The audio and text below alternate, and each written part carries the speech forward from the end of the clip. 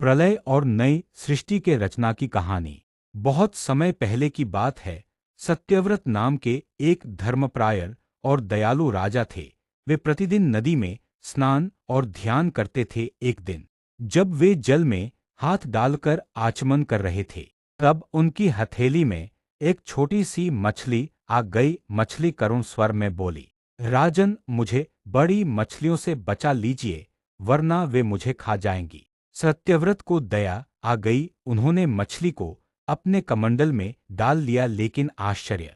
मछली तेजी से बड़ी होने लगी। कुछ ही समय में वह इतनी बड़ी हो गई कि कमंडल में समा नहीं सकी। सत्यव्रत ने उसे एक तालाब में छोड़ दिया, लेकिन वहां भी वह तेजी से बढ़ने लगी।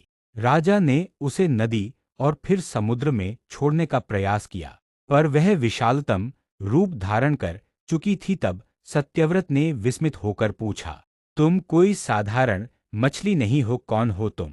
तभी मछली ने भगवान विष्णु का दिव्य रूप धारण कर लिया और बोले, राजन, जल्द ही प्रलय आने वाला है।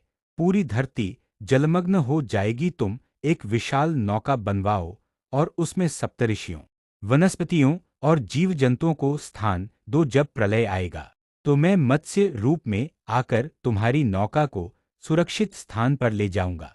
राजा ने भगवान विष्णु की आज्ञा का पालन किया। कुछ ही दिनों बाद भयंकर प्रलय आया। चारों ओर जल ही जल था। तब भगवान विष्णु ने विशाल मत्स्य अवतार धारण किया और सत्यव्रत की नौका को अपनी सींग से बांधकर सुरक्षित हिमालय की चोटी तक ले गए। प्रलय समाप्त होने के बाद सत्यव्रत मनु के रूप में नए युग के प्रथम मानव बने और नई सृष्टि की शुरुआत हुई। इसी सृष्टि में भगवान की अनेकों लीलाएं घटित हुई और आज हम कलयुग में जी रहे हैं। अतीत से जुड़ी रहस्यमयी घटनाओं के लिए महादेव भक्त गीत के चैनल को सब्सक्राइब करें।